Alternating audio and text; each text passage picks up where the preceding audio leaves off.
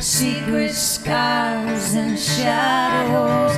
I will no longer feel this pain, no longer be restrained. While that innocence, let my soul be born again. Now's the time to heal what's been broken inside.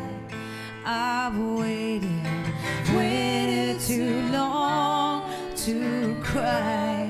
Now's the time to show all the things I felt I had to hide.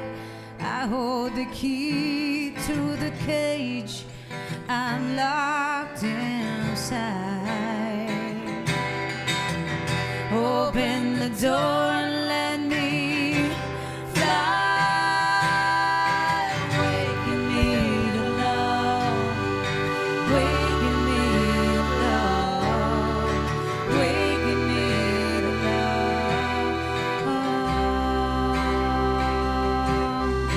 Waking me to love, waking me to love, waking me to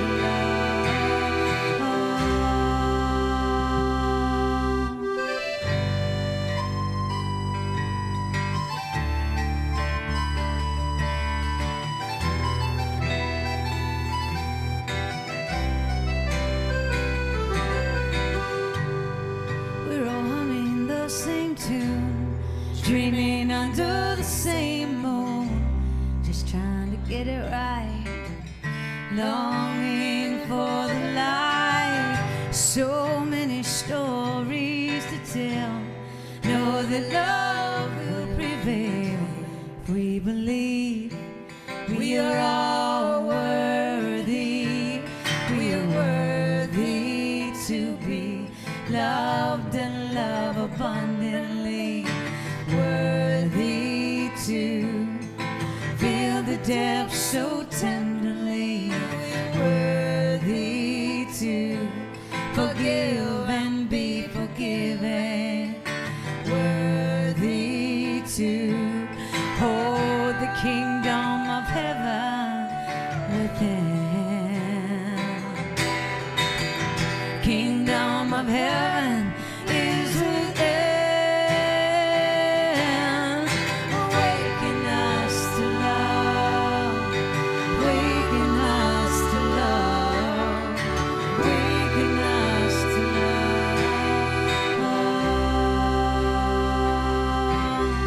Awaken us to love, waken us to love, waken us to love.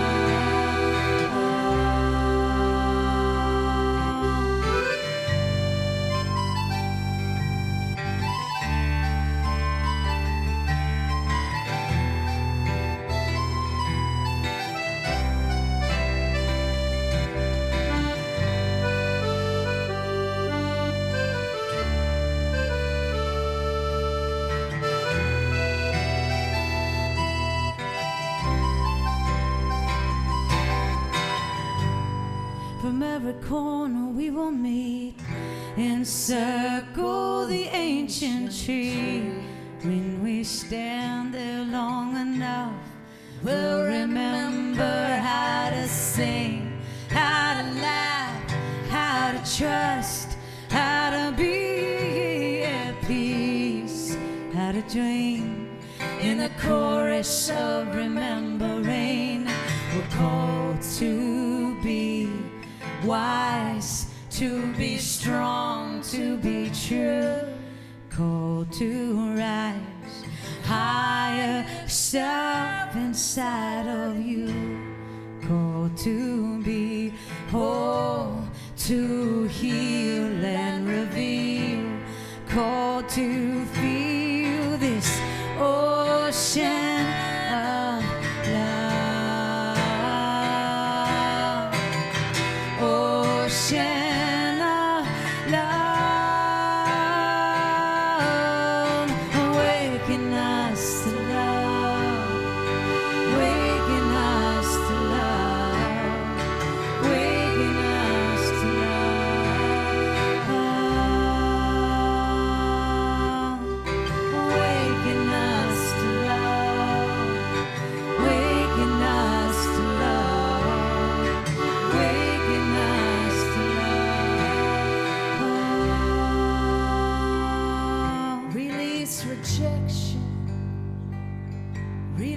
perfection. Release hate. It's not too late. Waking up. Not a waking up. Love your faith. Waking us. Waking love in us. Waking love in us. Waking us. Waking us. Waking us. Waking us. Waking us to love. Waking us to love. Waking us to love. We all sing with this one time. Waking us to love. Waking us to love. Waking us to love. All right, since you sound so good, one more time. Waking us to love. Waking us to love. Waking us to love.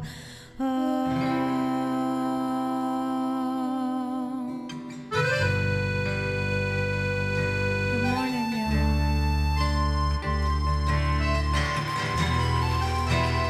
Welcome to love.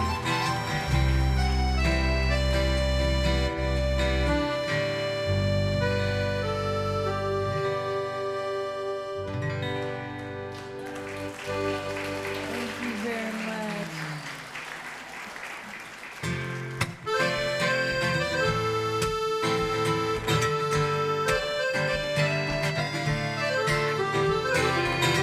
We're just going to break our hearts wide open today. That sound good? You okay with that? It's a good thing.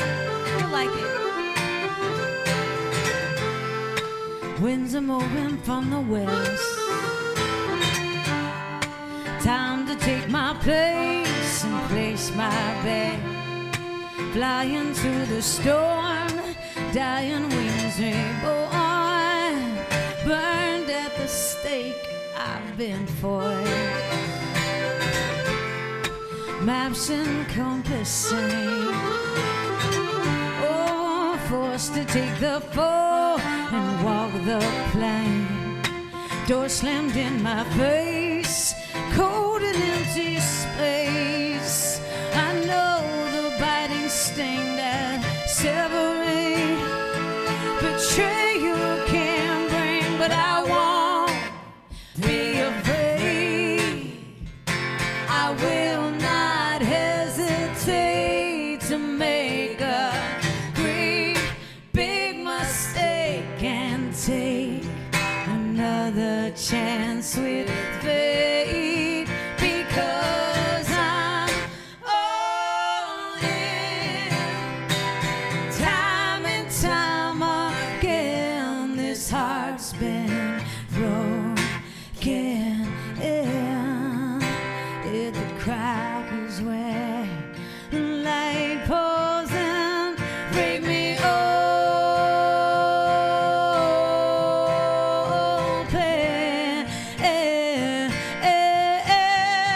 Break me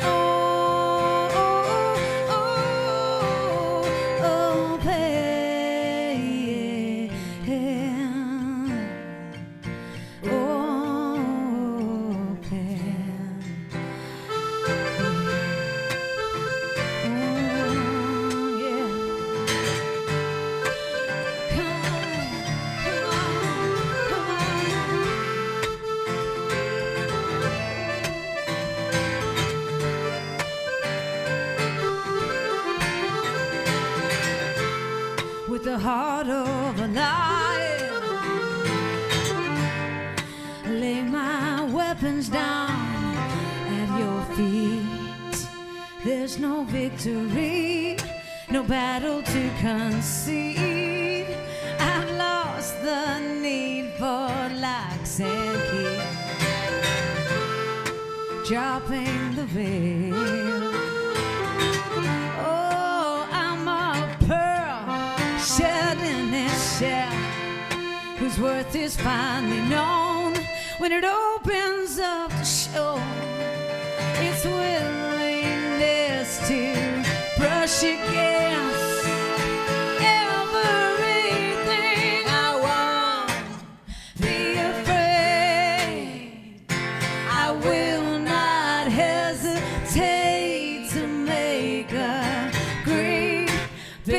mistake and take another chance with faith, because I'm all in. Time and time again, this heart's been broken in. If the crack is where the light pours in, break me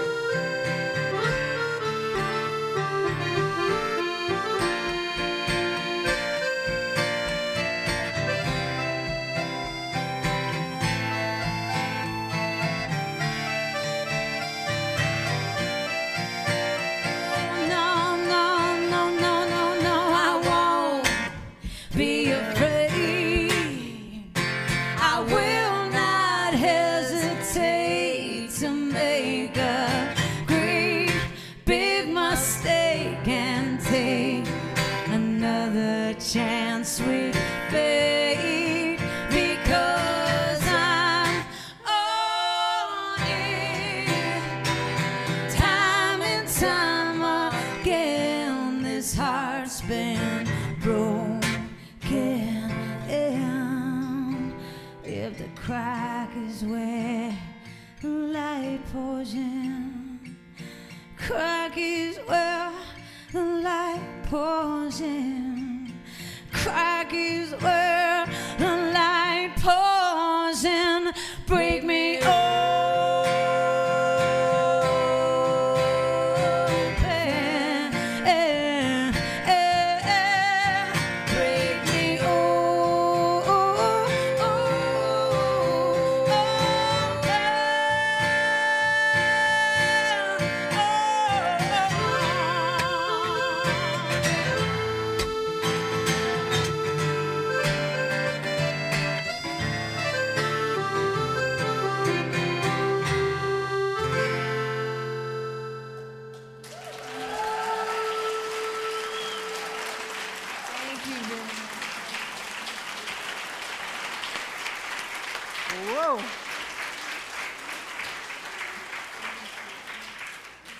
This is Amy and Renee, a duo making up their group. They're from Kentucky, Troubadours of Divine Bliss. They are creating some divine bliss around here, wouldn't you say? Show them some love. Wow, thank you. That was awesome.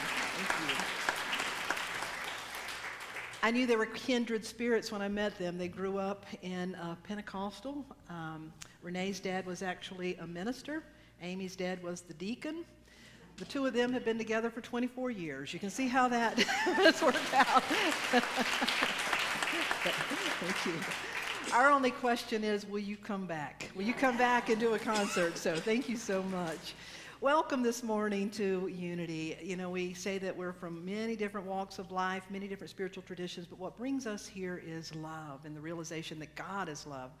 And so we enter into that awareness and into that honoring that divine in all beings. This year, our call to action and the way that we're engaging it is right here. Would you please join me? We are radically inclusive, spiritually progressive, and socially responsive. With that, I invite you to join in an opening prayer. As we turn our awareness within this morning, we do so in that spirit that says, I am open. I am open. Like the potter's wheel and the clay. We allow ourselves to be molded, to become malleable, flexible, movable, changeable. That is the nature of life. The nature of nature is change. And so within our hearts today, we tune into that part of us that is always open and receptive to bring forth the greatness of all that we are as an expression of all that is. In this day that we ask and receive, bless and are blessed. We seek and find together. We are truly grateful. Thank you, God, and so it is. Amen. I invite you to stand as you're able and join in our opening congregational song that says, Spirit is in this place.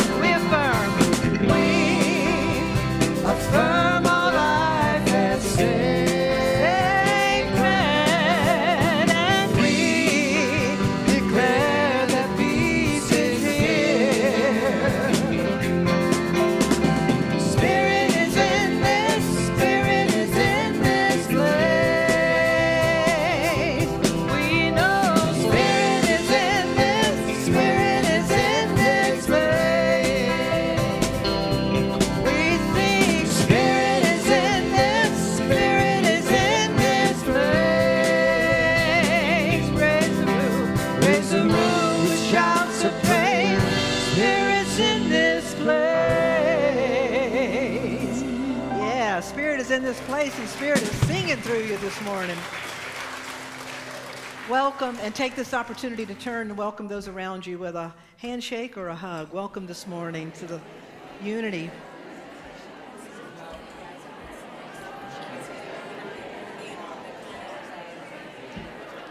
If you want to, yeah, this is the blues one. It's the blues one if you want to play or sing. Okay, thank you.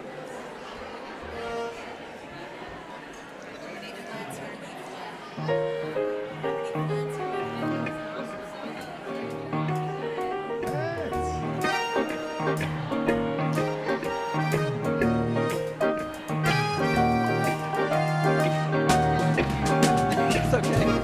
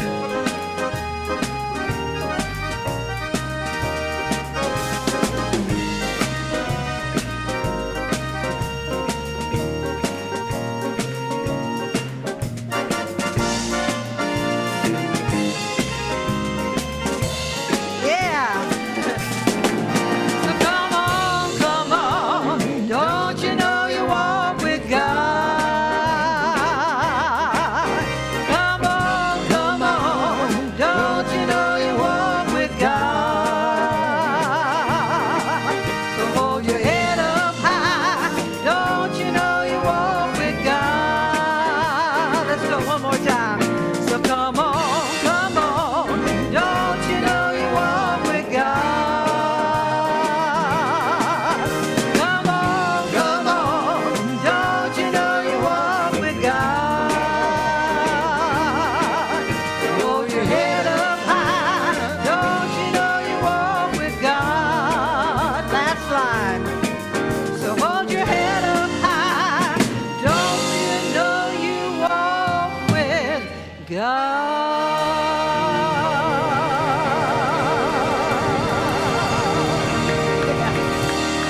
Woo. Thank you so much. Thank you. Amy and Renee, thank you so much. You're going to hear some more of them. They have been making a living traveling and singing for 26 years now. As I said, they live in Kentucky. They have their own retreat center, which they run in Kentucky. They travel full-time around the United States, Europe, and Canada, and we are truly blessed to have them here for the first of what we're hoping are many return visits. So thank you so much for being here. Yeah. Yes. We'd like to extend a welcome to each and every one of you. We have our Sunday school program at the 11 o'clock service, and so if we have children, any babies that are here in the back, we have nursery, we have a Uni-Tot program for our toddlers, and we have a children's program.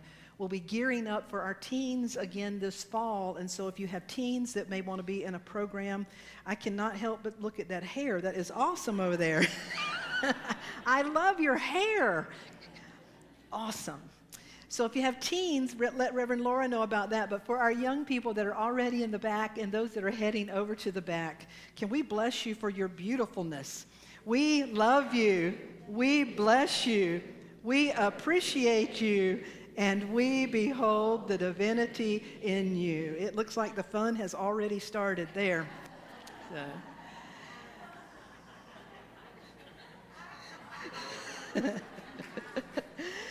If any of you are here for the first time, we'd like to extend a connections card to you. If you just raise your hand, we'd like to keep your hand up just a moment, or Unity folks lovingly point to them. There's some on the front row, Kate, and just hold your hands up or we'll point. But we want to extend a connections card, a welcome card to you.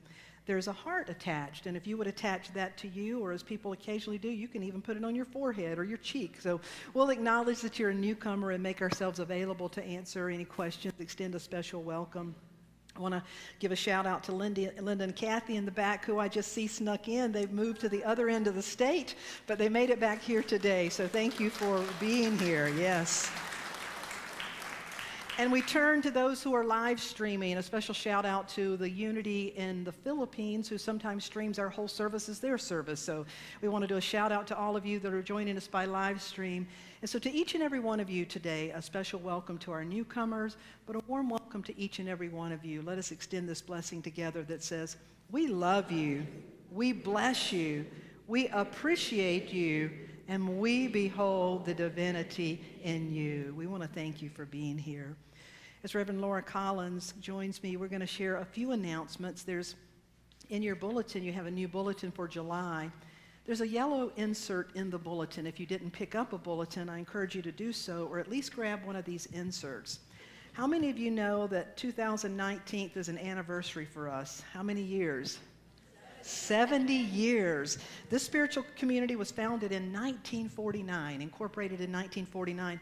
70, as you know, is a very symbolic number, and so we're going to be celebrating this fall. We're also, Unity of the Blue Ridge, going to be writing a book, and so there's information about that in this on this yellow sheet. So I encourage you to fill this out, and then you can drop that off at our welcome center. We don't yet serve dinner at the welcome center, but not yet. Not yet. But stop if you have any questions or suggestions. We look forward to your participation in that. So if you've not yet done so, if you would turn your cell phones off and send those into the silence, we'll briefly share some announcements here for you. Our first announcement is that this month, the collecting we're doing, you know, those of you who come regularly know that every month we collect items for some organization doing work in our community. This month we're collecting that for Food for Children. And what we're trying to find is, or trying to collect, are food items that children can open themselves. Many children, when they aren't in school, don't have food during the day, and so these are being collected at different places and distributed around the county. And so if you could bring in preferably healthy foods that children can open themselves and eat, we'll be collecting that through the month of July. And speaking of feeding kids, we want to say thank you to the group that fed the kids on Friday. I see Jerry. If any of you were here who helped with Feed the Kids on Friday, could you stand up? Yay.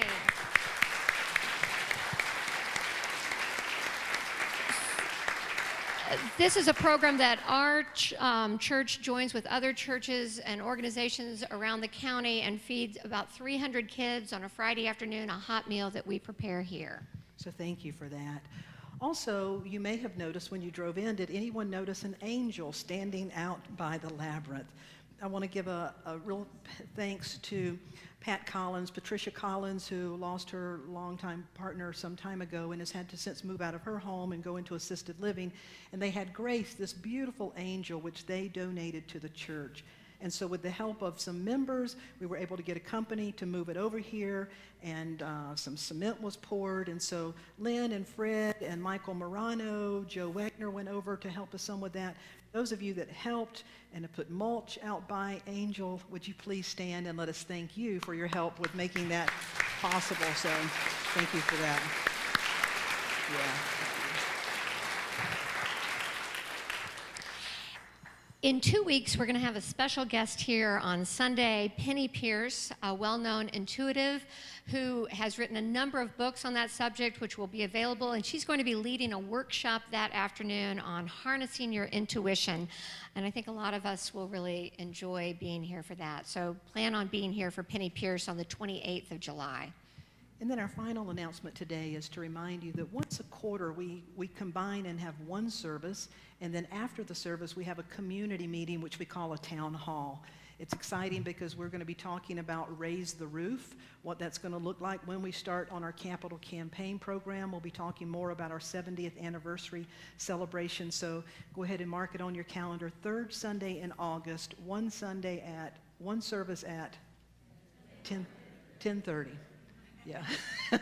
One service at 10:30, so we'll look forward to seeing you then. Reverend Collins, who does so much with our ministry here, is going to share our inspirational reading, but would you take a moment to show her our love and appreciation?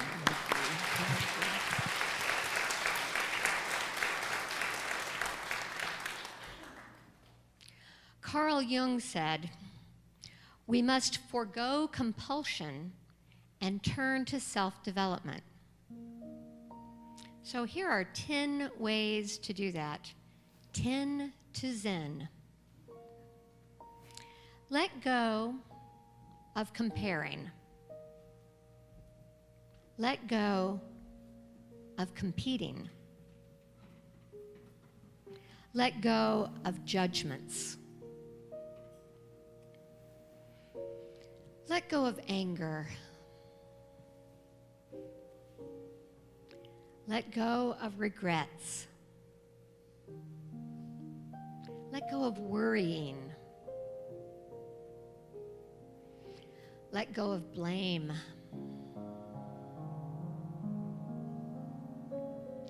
Let go of guilt. Let go of fear.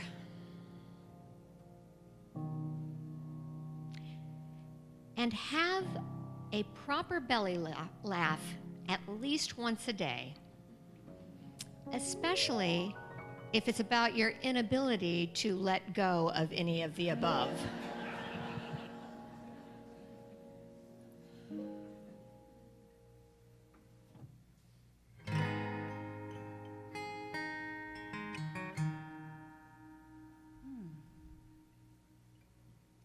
I'm going to take this holy moment to tune, because sometimes we have to stop in our lives and get ourselves tuned up before we say something we might later regret, or sing something that it sounds so much better when it's in the flow. Do you ever tune yourself? You ever just stop and say, I need a good tuning for a second? I didn't know I was out of tune. Oh, I am. I'm going to stop. I'm going to take a breath. I'm going to get right with God. Because we're all sound and vibration. It starts there. Well,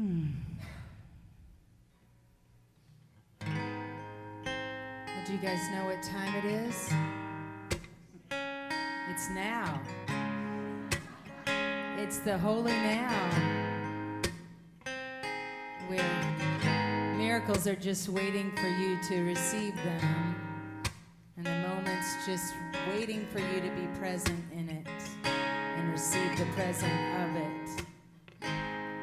When I was a girl, each week on Sunday we would go to church. Pay attention to the priest. He would read the holy word, consecrate the holy bread. Everyone kneel and bow. Today the only difference is everything is holy now. Everything is holy now.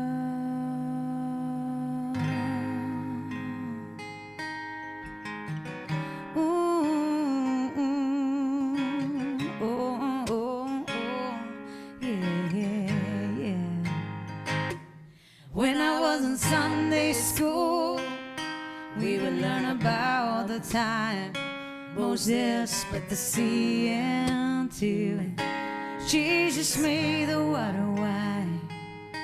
I remember feeling sad. Miracles don't happen still, but now I can't keep track, 'cause everything's a miracle. Everything's a miracle.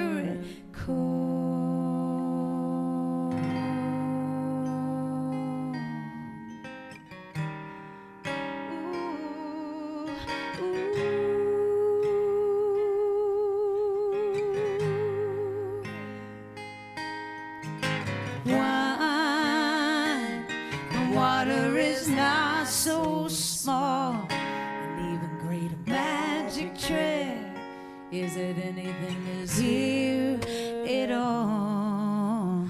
So the challenging thing becomes not to look for miracles, but finding where there isn't one.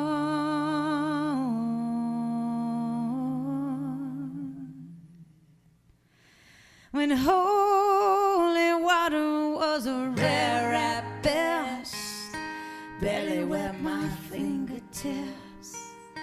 Now I have to hold my breath when I'm swimming in a sea of it. Used to be a world half there, heaven second-rate, hand-me-down. Now I'm walking with a reverend tear, 'cause everything is holy.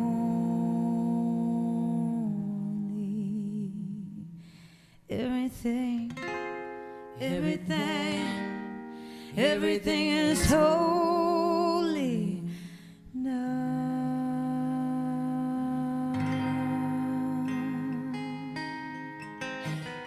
Ooh, bless you, baby, bless you, baby, bless you.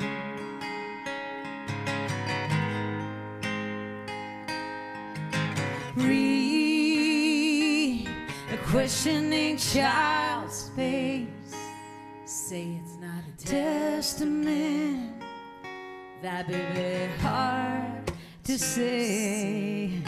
See another new morning come. Say it's not a sacrament. I tell you that it can't be done.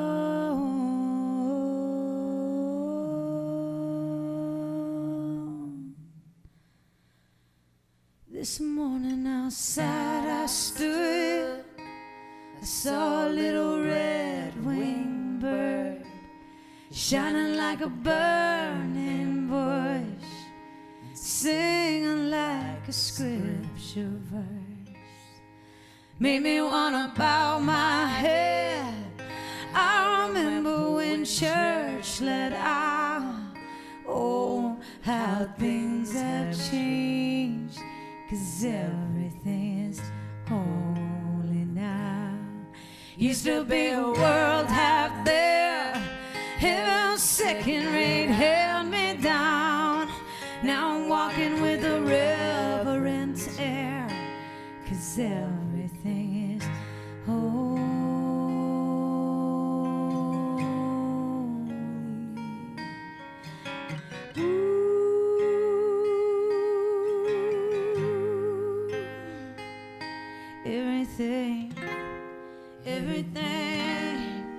Everything is holy now. Everything is holy.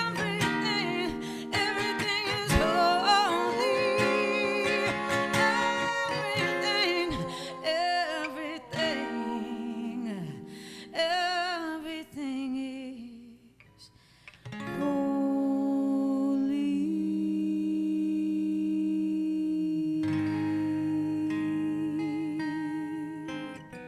There's nowhere God is not.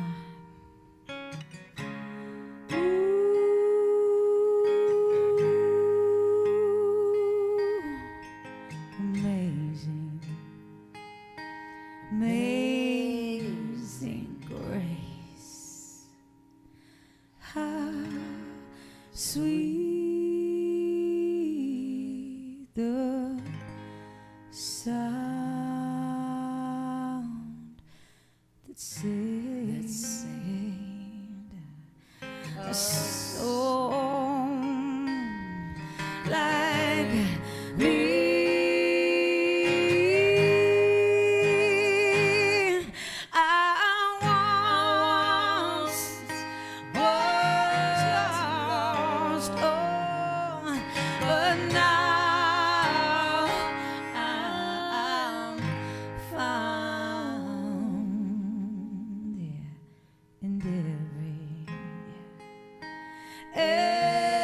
Everything is holy.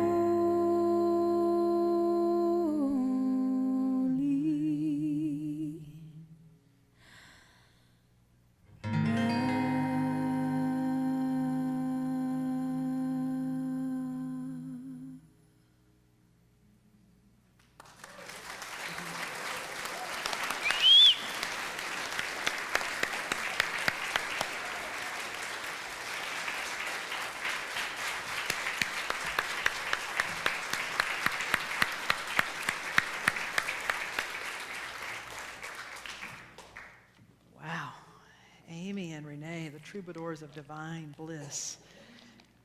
As we would say in the Pentecostal church, that was anointed. That was absolutely beautiful. Thank you so much. Show them our love and appreciation. That was gorgeous. Yeah. How many of you can relate to that sort of path of arriving at everything is holy now? Yeah.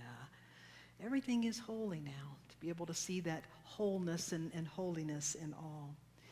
Today it sets it up perfectly as we continue in our summer series that is based on parables, proverbs, and wisdom sayings.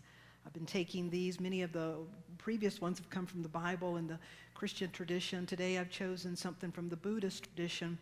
But what happens in all of these parables and proverbs and wisdom sayings, it doesn't really matter the parable or proverb or saying that I share with you. We discover that same ideology, that same truth, because truth is truth is truth. That same truth is reflected through different stories and different ways of seeing it. And so it is today. Today, as I said, this is a Zen Buddhist parable, and I want to share this with you. An elder monk and a novice monk were traveling together. At one point, they came to a river with a strong current. As the monks were preparing to cross the river, they saw a very young, beautiful woman also attempting to cross the river. The young woman was struggling and asked if they could help her get across to the other side. Without a word, the senior monk picked up the woman, carried her across the river, gently placed her on the other side, and carried on his journey. The younger monk could not believe what had just happened. After rejoining his companion, the younger monk was speechless. An hour passed without a word between them. 2 more hours passed, 3 hours, on and on, until finally the younger monk could contain himself no longer and blurted out, "As monks, you know we are not permitted to touch a woman. How could you carry that woman across the river?" The older monk looked at him and replied, "Brother, I set her down on the other side of the river. Why are you still carrying her?" A powerful story that talks about the things that we carry that are not ours to carry. I grew up in the church, and a Christian song, some of you may have known it, but one of the Christian ways of singing that would have been, "Oh, the peace we often forfeit." Sing it if you know it. "Oh, what needless pain we bear, all because we do not carry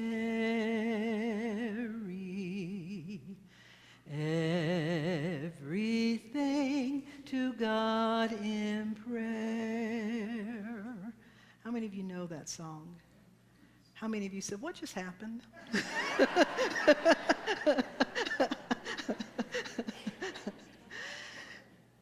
That is a way of the scripture and the Christian text. It's like, "My yoke is easy, my burden is light," or "Cast your cares upon the Lord." This idea of what we carry that is not ours to carry.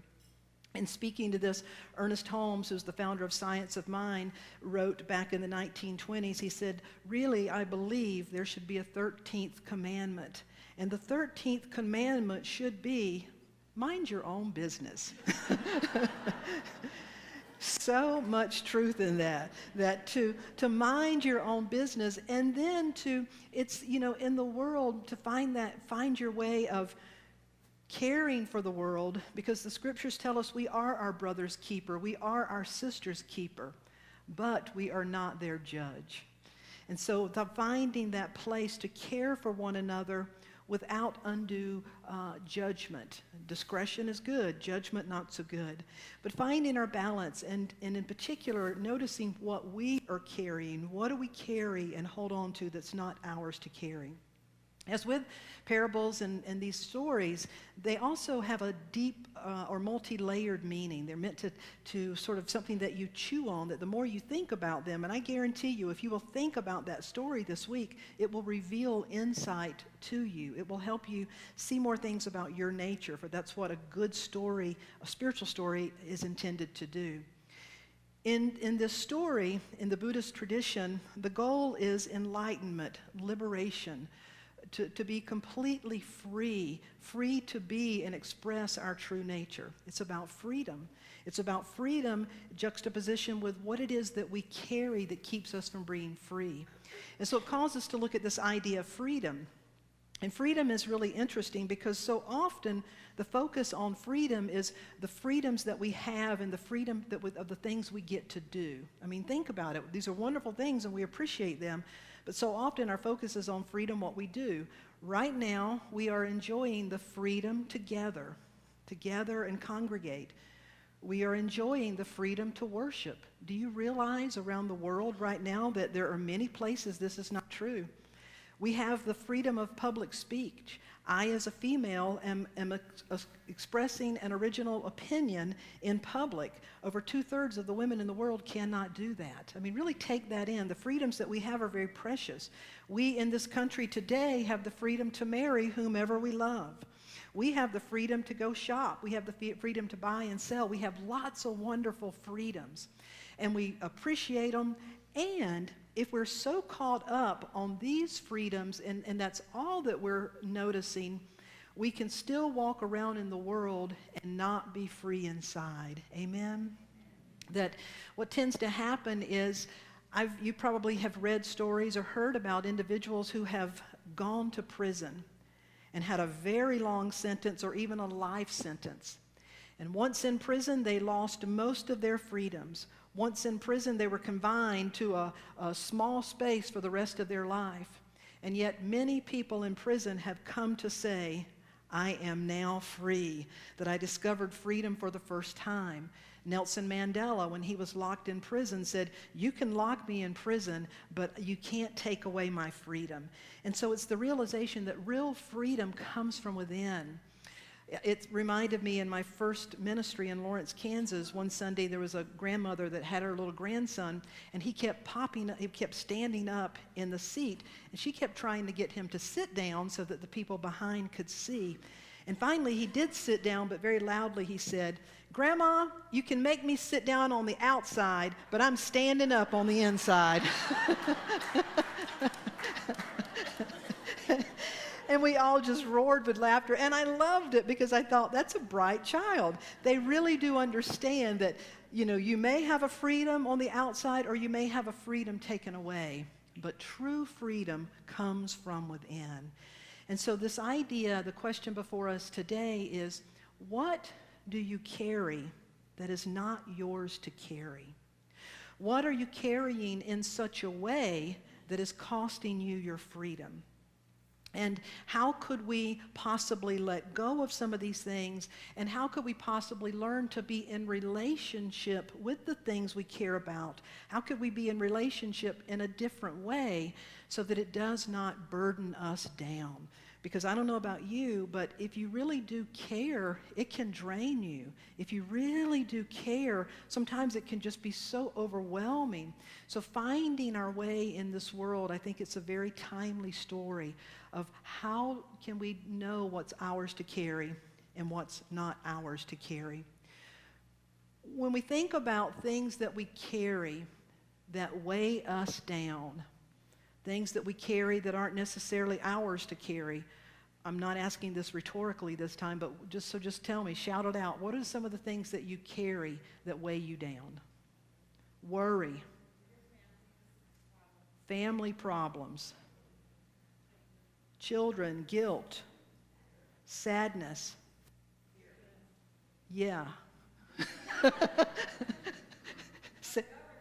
Our government. What did they say over here? Fear. Sex trafficking. Wow, we can get like oh my God. Any of this stuff is like, all of these things that you care about, things that we carry all the time. What about the past? The good and the not so good. We carry our memories, our scars, but we also carry our trophies and our triumphs. And sometimes we cling to what has been good that we don't know how to make room for our gooder, as I like to say. You got to let go of your good to make room for the even better. Sometimes we hold on to our beliefs, our expectations. Anybody besides me opinionated? I like to say I have preferences. Some people, you have preferences of how you would prefer things to be, and how's that working for you? And we have desires. We have our fears, resentments, grudges, scorekeeping. We have comparison, the need to be right, the need to look good. We have feelings of inadequacy, unworthiness, feelings of superiority or inferiority. We have our self-image. And so we are carrying all of these things. And it's no wonder that when two people sit down, they have a conversation, I can't even hear you because I'm weighted down by all the stuff that I carry. Are you aware that we're always in relationship to whatever we are carrying? I did a sermon one time that was titled, You're Under the Influence. It got a lot of people there. That you're always under the influence of these things that you carry and your thoughts and those sorts of things. So we're aware that we're carrying these things. And most of the time, we're aware when we just need to let go. So I want us to look at 3 layers, 3 things that we can step into that will allow us to be in relationship with this a little bit differently. Because here's the goal. Ultimately, whatever it is that we are carrying is meant to take us inside to discover what we carry within us. That's what Jesus meant when he said, greater is that is within me. Greater is the I am that I am. Greater is the spiritual potential. Greater is all that is within me than anything in the world, than anything that is before me or behind me. And so it's about discovering that great wealth, the I am that I am within, what we carry within us, what we have access to us, in light of what we may have taken on and be holding on to and be carrying. So the first thing you can do is, interestingly, when someone told me after the first service, I showed this, and she said, that's exactly what I teach my 4-year-old children to do. So we're going to do something that even children know can work. So I want you to, all of a sudden, to just kind of squeeze your fist real tight. Squeeze like real tight. Now hold your breath a minute. Now let go. So the first thing to do when you realize you're carrying so lot is to, sometimes you can make it, exaggerate it to realize, oh yeah, I'm kind of getting out of control here. And so you stop. Just stop and breathe. Take a breath and create a bit of space. And the first step to stop and breathe is then to loosen your grip. Now this is important. Because so often we hear the saying, oh, just let go and let God, or just let go. But if I were holding a glass of water and you said, just let go, it would not turn out very well. It would not be good. If you were holding concerns about your child in your heart and I said, just let go, you're like, okay, they're 4, but I'll just let them go. You know, it's not going to turn out very well. It's not practical sometimes to just, we're not saying let go in this sense doesn't mean forget. And so I like to start by saying stop, breathe, loosen your grip. Because it's not so much the holding the glass, it's the clenching it, it's the grasping, it's the clinging, it's the obsessing. It's what we're doing in our mind. Can you think of something in your life right now that you're obsessing around a bit? Anything that you just you just can't get it off your mind and it keeps annoying you, you're worrying about it. Yeah, like that.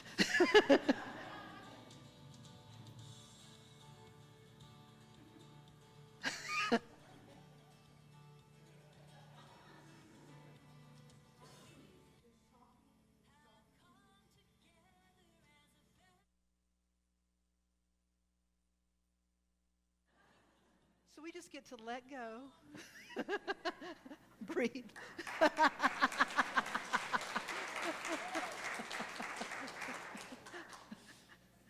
To loosen your grip. Because whatever it is, it's about how we're in relationship with it. It's the mental anxiety around it. I remember when I was a kid hearing this story a minister told in the church one time, and I never forgot it. It was so visual and I could relate. He told a story of a man that was walking and he was carrying his heavy bundle and he was bent over under the weight. And along comes a man with a horse and a wagon, and the man stops and said, I'll give you a ride. And the man was very grateful, and so he climbed on back of the wagon and he sat and he picked up his bundle and he was holding his bundle as the wagon was going, and the little boy was looking at him and he said, Sir, why don't you put your bundle down? And the man said, well, your father was kind enough to carry me. I'll carry my bundle. And the little boy said, but sir, the wagon is carrying both of you. That sometimes we don't even realize how much we're gripping, how constricted that we are. When we find ourselves having narrow vision, the heart, the mind is constricting and shutting down. We find ourselves obsessing, grasping, undue attachment. You see, it's not that we shouldn't be attached to the one that we love. It's what's called unhealthy or undue attachment. They asked the Buddha about this teaching, and they said, so are you saying that we should just let go of everything all the time? And the Buddha said, no. The Buddha said, you need to learn to let go when letting go will be for your betterment and for the betterment of all beings. So you let go or you let go of the way that you're holding on to it when it will lead to your betterment and the betterment of all. Again, how many of you know you have something you could let go of? And to just hold it in a different way. When we begin to do this, we create space for what we're dealing with to become a teacher to us about our potential. So we begin by, we stop, we breathe, and we loosen our grip. We loosen the grip, the fixation that we have on it. The next step, we stop, we breathe, we loosen our grip, and we love bigger. This is where we come to discover the power of love, which is the power of God, and that love is bigger. We make a commitment to love bigger. There's a story of a woman who she and her husband were celebrating their 50th anniversary. And family and friends had come together to celebrate this couple's 50th anniversary. And the granddaughter, a young teenager, asked, she said, "Grandmama, how have you and Granddaddy stayed married happily for 50 years? What's your secret?" And the woman said, "Well, honey, I'll tell you." She said, "The day that I married your grandfather, I sat down and I wrote a list of everything about him that annoyed me. I made a list of all of his little things that got on my nerves and annoyed me. And I said to myself, if I am marrying him, I need to be able to love him bigger than these things. I am accepting, we'll grow together, but I made that list and I said, when I'll just love bigger." So she said, as the years when we got married, anytime he'd do something, I'd say, "Thank God that's on that list that I said that I would love bigger." And she said, and what happened as the years went on, I honestly couldn't remember if it was on the list or not. I just decided and committed that I would love him bigger. And I love that. I love that teaching, that commitment to love bigger and what that really means. Now, when we talk about the practicality of this, it's sort of like this. If you're cold, if you've been to a grocery store in the South in July, you know what cold is. You know, when you're in there for like 40 minutes, and when you get out, your hands are frozen because you were hot. You went in there with shorts and a T-shirt on, and you're coming out like an icicle. You are freezing. And you come out, and you just can't wait. You stand in that sun. And when you come out and you come into the sun, you don't say, "Now, sun, I really need to be warm. I'm going to try real hard. I need you to warm me up. Will you do that?" You don't even think about that. You just get out of that cold, constricting place. You step out into the sunshine, and what begins to happen? Very naturally, the sun does what the sun does. And very naturally, your body does what your body does. Your body will begin to warm up. You begin to relax. You begin to hopefully feel better. Placing yourself in the sun. Use that to think of what it's like to place yourself in love. When we talk about stop, breathe, loosen your grip, love bigger, love is bigger. This is where, when I realize I'm carrying something that's not mine to carry, or I'm carrying it in a way that is causing me anxiety, I have to find a way to place myself in the sunlight, to place myself in the light. Because when you place yourself in the light, when you place yourself in love's presence, through your intention, through desiring this, when you place yourself in love's presence, another word for that is God's presence. God is love and love is God. When you place yourself in love's presence, it begins to melt away that anxiety. It begins to soften the way that you're holding it. It begins to relax you and open you up to something that naturally is going to rise up within you that can meet the occasion. It's very powerful.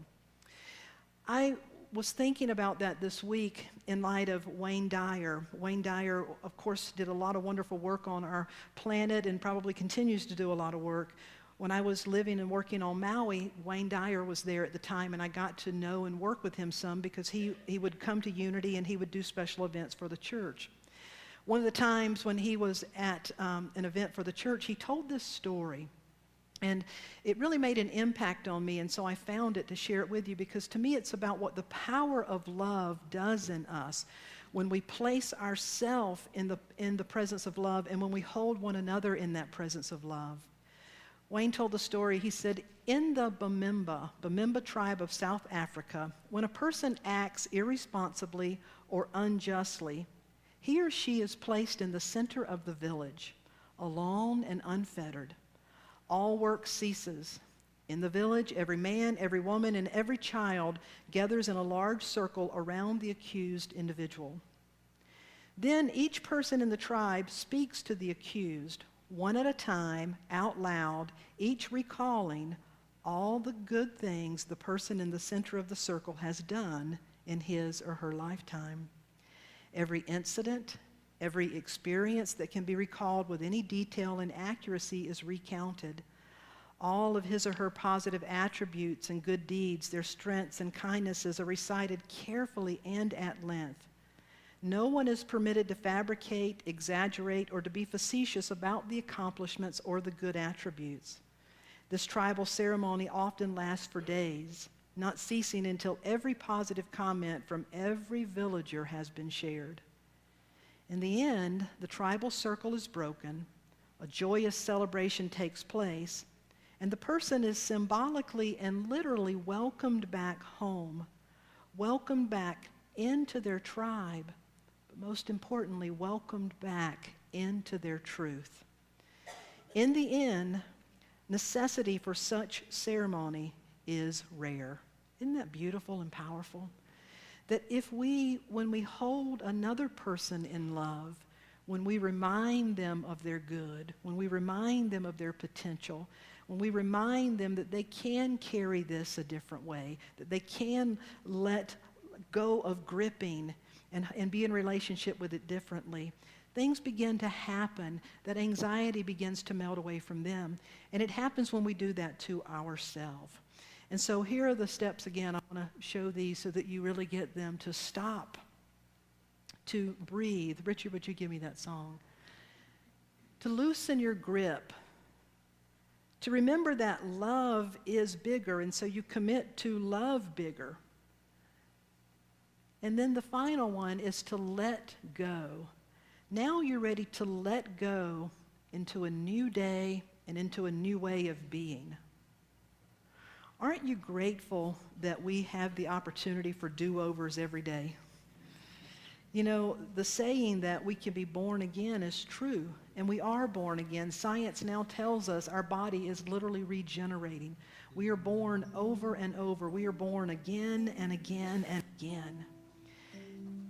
And when we realize that what we are carrying is not ours to carry, or that the way that we're carrying it is not leading to our betterment, that we can carry it in a different way.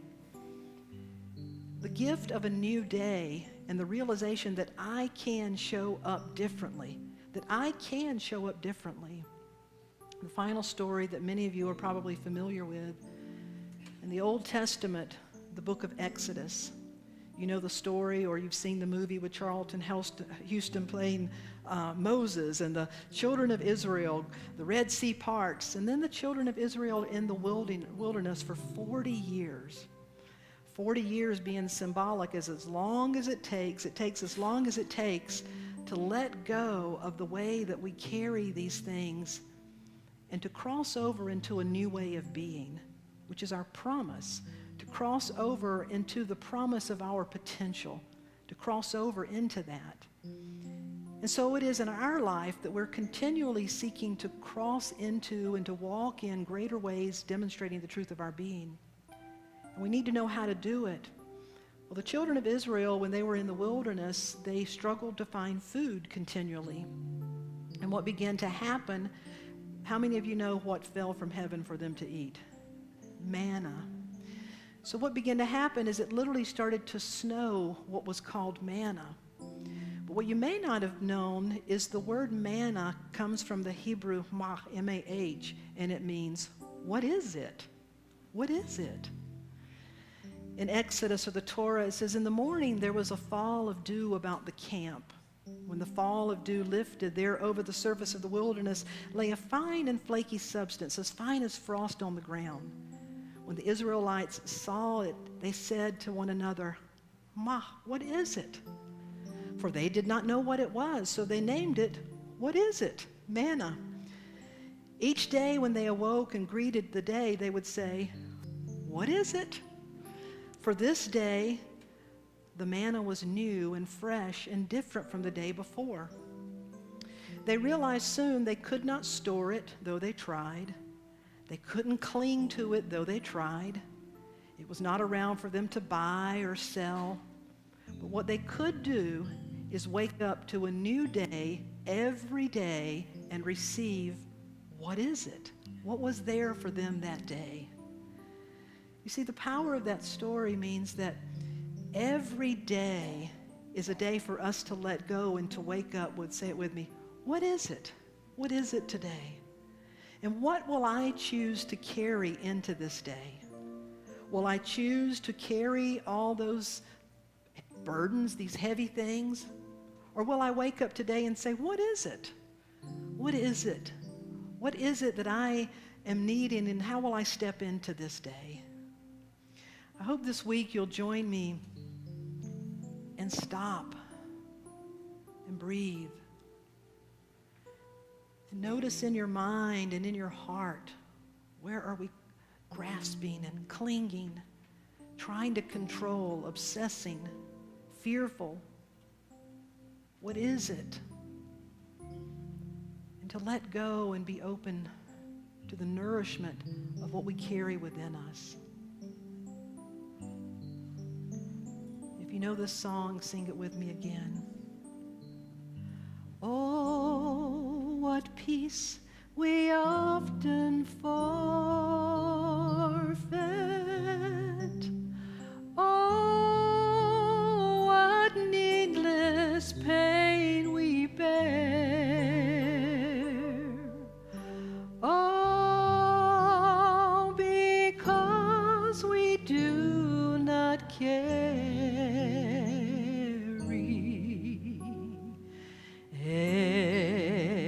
everything to God in prayer. So I lay it down and I set it free. I let my heart rest. I let it be. I lay it down. I set it free. I lay it down on the altar of love. I invite you to close your eyes and to hold your breath and clench your fist very tightly, clench your stomach muscles, and then let go. Oh, the needless things we carry. Oh, the tangled web we weave. Oh, the way our vision becomes so narrow and constricted. Oh, the way that the weights and the cares and the concerns can almost consume us.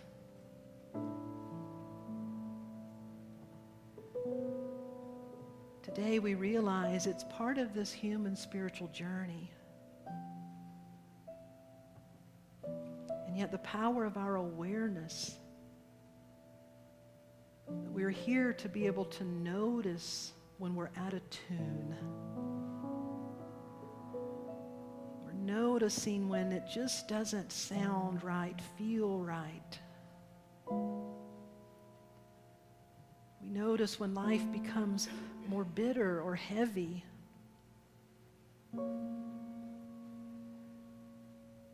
We notice. And we take pause. We stop.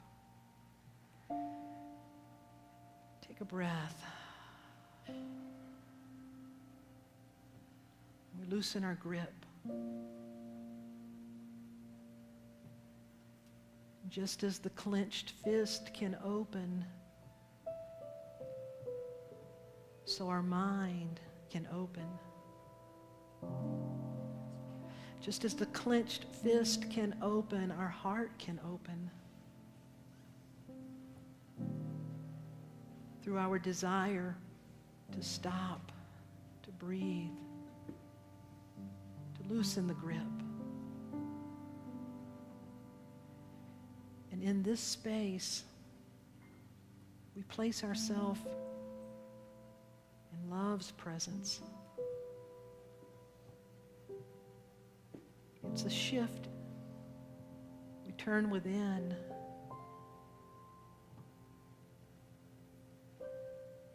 This is where prayer and meditation are so important.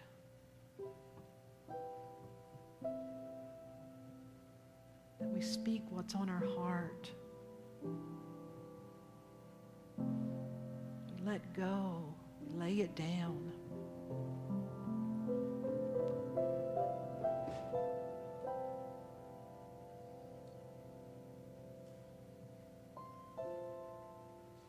We ask the presence of love to guide us, teach us, renew us, restore us, remind us of the good, of the God we carry within.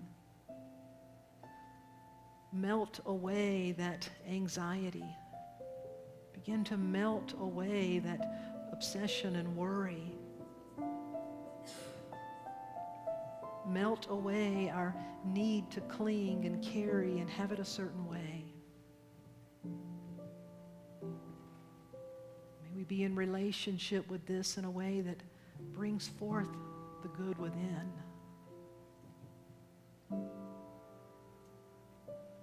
loosen our grip. We let love be bigger.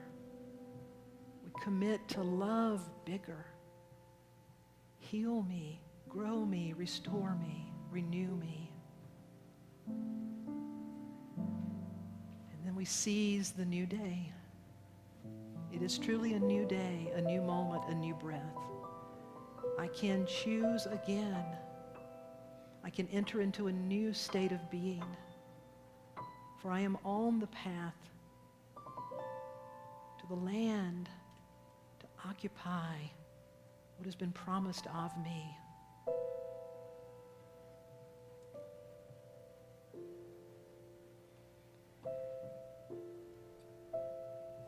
A moment to think about something in your life that you know that you're carrying and you need to let go.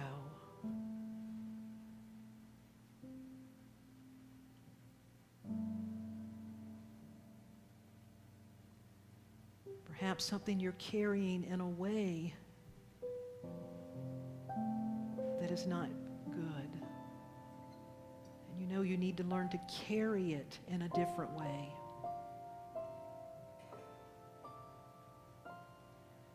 So we invite the presence of the Holy Spirit, this whole Spirit of life. Teach us, just as the sun naturally warms when one places oneself in its path. Holy Spirit, love, you naturally bring us into alignment with love, with who we truly are. When we place ourselves in that intention, when we place ourselves in love's presence. Teach us individually and collectively to place ourselves in love's presence.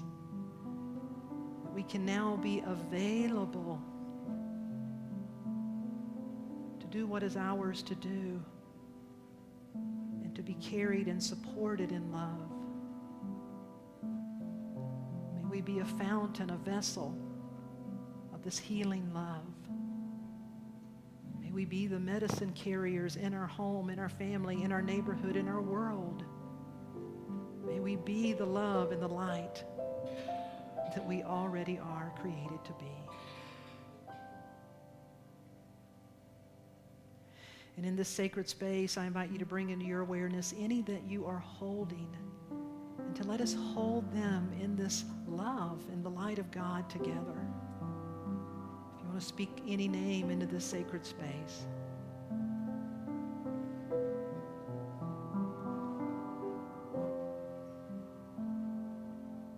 And then to speak your own name.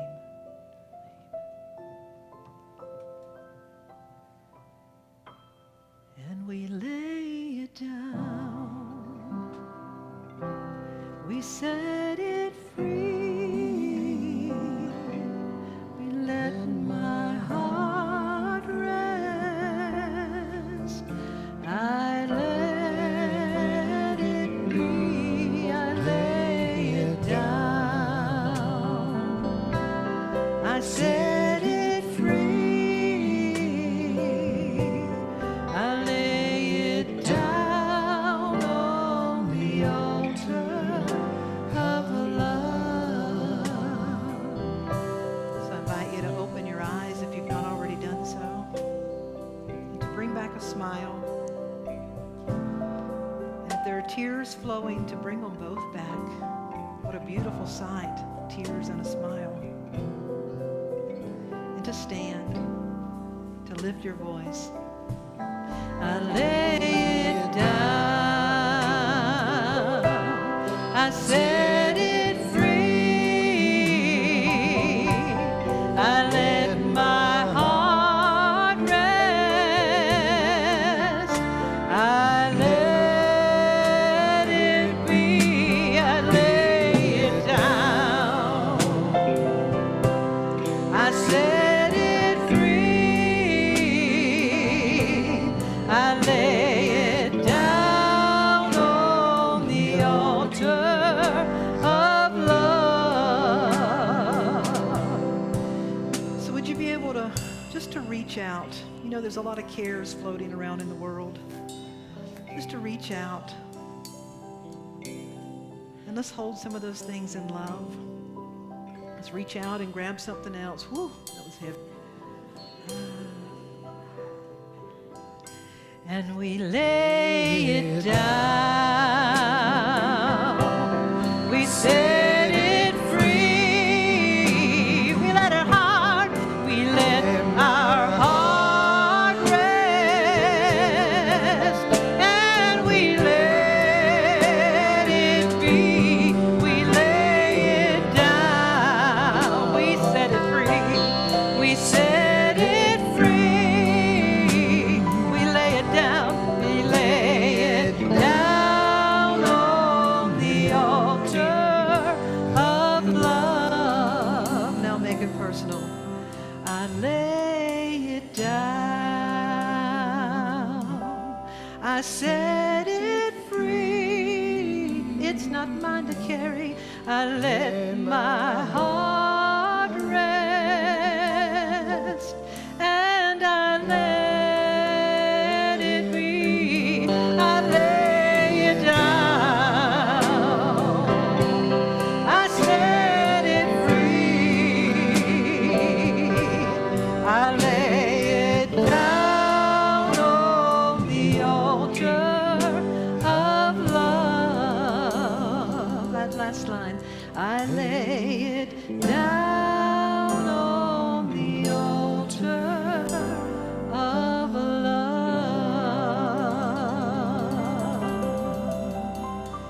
And I'm not picking it back up. Would you tell one person, and I'm not picking it back up, at least not that way. I'm not picking it back up, at least not that way. Thank you. You may be seated.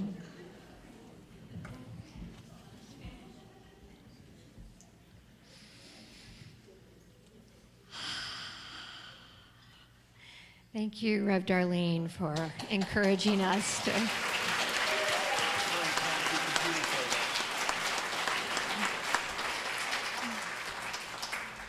to know what's ours to carry and to find new ways of carrying it. And it's a pleasure for me to welcome the Troubadours back up here. We were all at this Wild Goose Festival this weekend. The Wild Goose Festival has been going on for about 10 years in Hot Springs. It's a festival that practices with spiritual folks from around the world and around this country what we say here on Sunday morning, how to be radically inclusive, spiritually progressive, and socially responsive. And so it was a pleasure to share that with these ladies. I didn't get to see them. I was volunteering, so I was running around doing things. So I'm glad to be here with you today. As our ushers come forward to receive our offering this morning, I invite you to take that idea of how we walk with the things that are ours, how we carry them, and to think about your own resources. And how do you hold them? How do you hold what is yours to share? Is there a different way that you can be with your offerings, with your resources, with your gifts? So just take that in for a moment and think about that. And then let's say this blessing together. Divine love flowing through me blesses and multiplies all that I have, all that I give, all that I receive, and all that I am. I am now in perfect balance and flow with the universal tides of giving and receiving. Thank you, God, and so it is.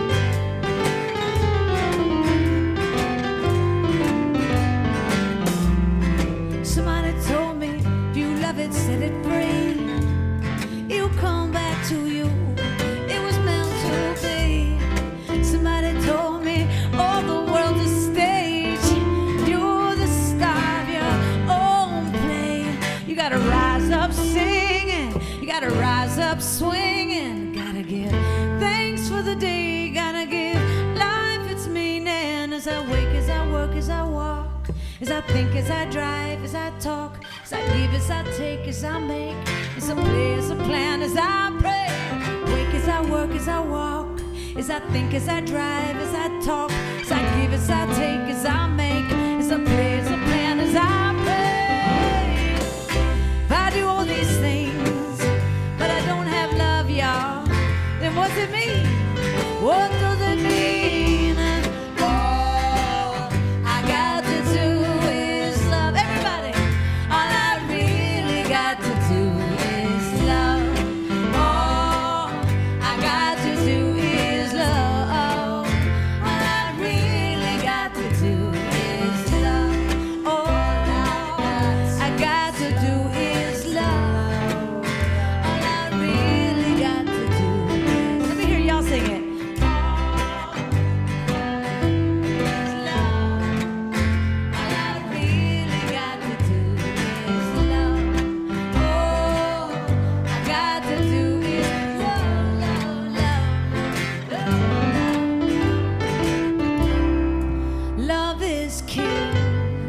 Love is queen, love gives meaning to every little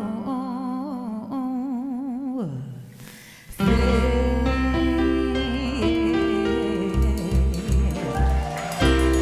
Love looks good on you. We love you. We love you. Thank you, Amy and Renee, the Troubadours of Divine Bliss, playing with our Unity Band. Richard, Dave, Joel, and Pete, thank you all so much.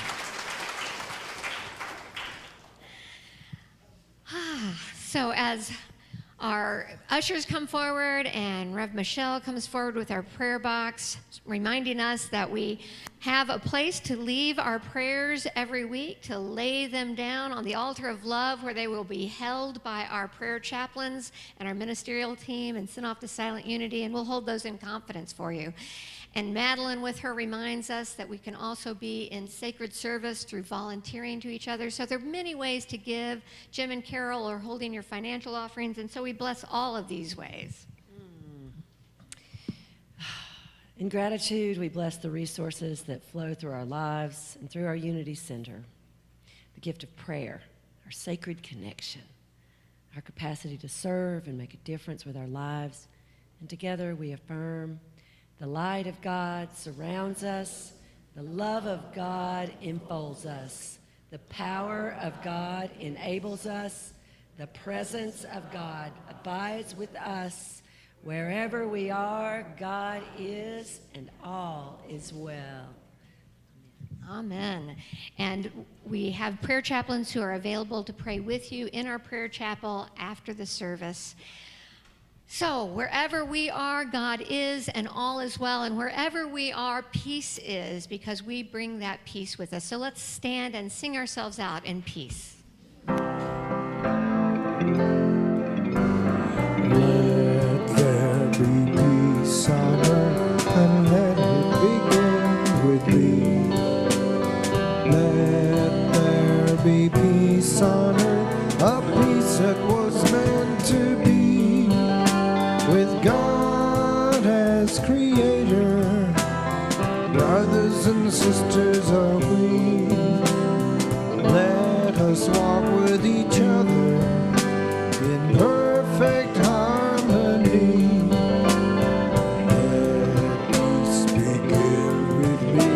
Let this be the moment now. With every breath I take, let this be my joyous vow, to take each moment and live each moment in peace eternally. Let there be peace on earth, and let it be there with me.